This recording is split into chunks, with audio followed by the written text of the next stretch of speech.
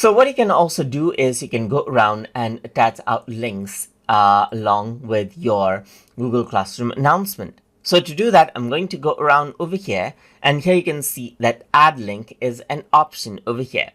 If I were to go around and click, then you can see that I got a space to go around and add in a link.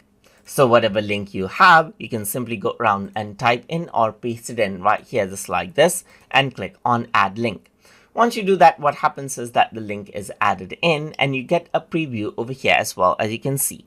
So this is what you have. You can go around and add in another link as well. And in my case, I'm simply going to go around and add in www.google.com right here and add in another link. And there's a preview of this as well. And similarly, I'm going to go around over here and add in www.youtube.com over here as well. So you can go around and paste, or you can simply go around and then type in the URL right here.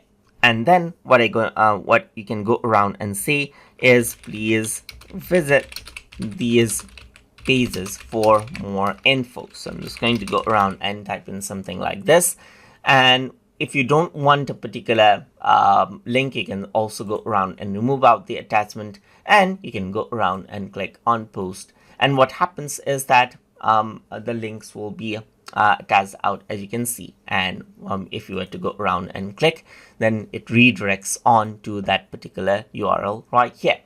So that is how you can go around and add in links with your announcements inside of Google Classroom. So hope you guys learned something as always. And as always, please like, comment, share, and subscribe.